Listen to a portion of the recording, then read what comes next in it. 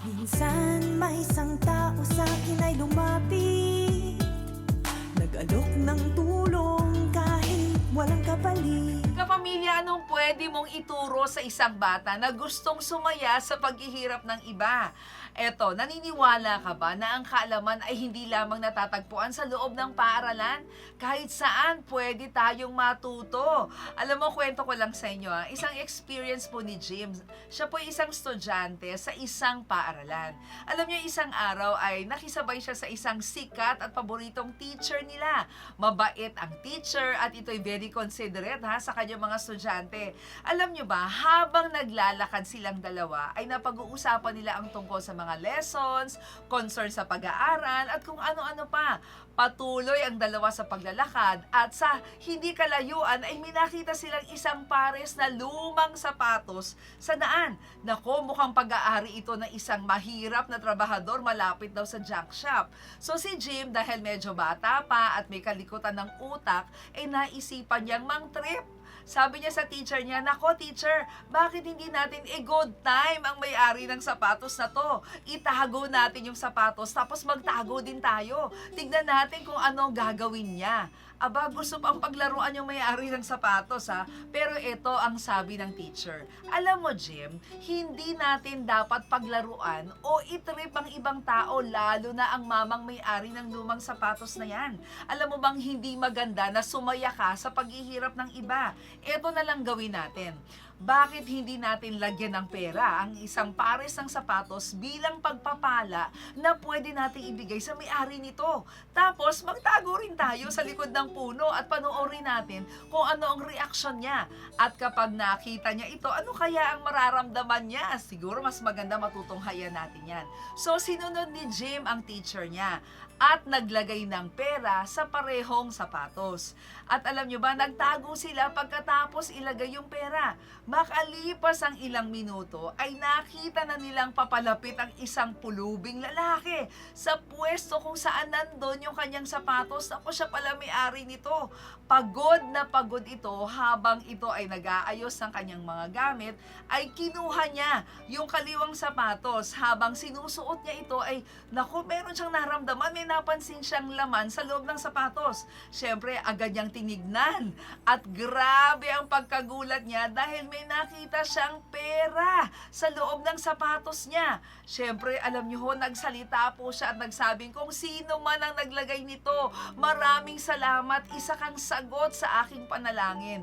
Nako, halos hindi siya makapaniwala sa pagpapala na kanyang nakita at nakamtan. Alam niyo bang sinuot niya ang kanang sapatos, no? At sa hindi inaasahang pagkakataon, ay may isa pang sorpresa. Pati pala yung kabilang sapatos ay may laman ding pera. Nako, napaiyak sa tuwa at lumuhod at nanalangin, tumingin sa langit at nanalangin siya ng isang pasasalamat sa biyayang natanggap nito. Alam mo, malakas na panalangin ng pasasalamat dahil meron na siyang pambili ng gamot sa asawang may sakit. Nako, may sakit pa pala asawa nito at makakabili na rin daw siya ng pagkain para sa kanyang mga anak na halos isang beses lang daw nakakakain sa isang araw. Alam mo, dun sa kanyang panalangin, sabi niya, hirap na daw siya, pero hindi siya susuko sa hirap ng buhay dahil alam niya na may Diyos na tutulong sa kanya.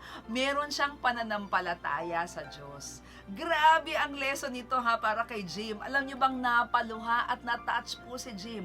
Sabi nga ng teacher niya, "Oh, di ba? Mas naging makabuluhan ang ginawa nating pagbibigay ng pera kaysa sa plano mong paglaruan yung mamang yon." Sabi ni Jim, "Sir, alam niyo bang tinuruan mo ko ng lesson nang hindi ko makakalimutan. Ngayon ko po nalaman at natuklasan na hindi magandang sumaya sa paghihirap ng iba. Kung tinago ko yung sapatos, naku, malamang hinahanap pa rin niya yung sapatos at malamang hindi makakauwi ng maaga yon sa pamilya dahil paghahanapin niya pa yung sapatos niya. tunay ngang it is more blessed to give than to receive.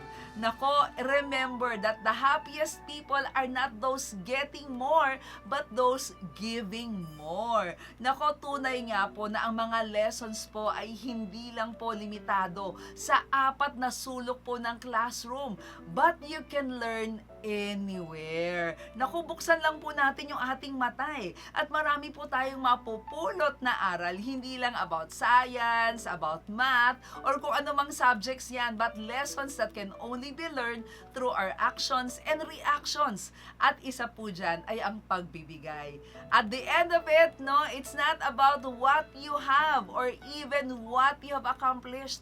It's about who you've lifted up. Who, di ba? You have made better. It's about what you have given back. At parang science experimentation na ginawa ni Jim at ng teacher, di ba? It turns out to be a great lesson, not just to Jim, but to most of us. Nako mga kapamilya, sana'y nakatulong po ang kwento ito sa inyo. At kung nakatulong ako sa inyo, sana naman wag niyong hayang huminto sa iyo tulong.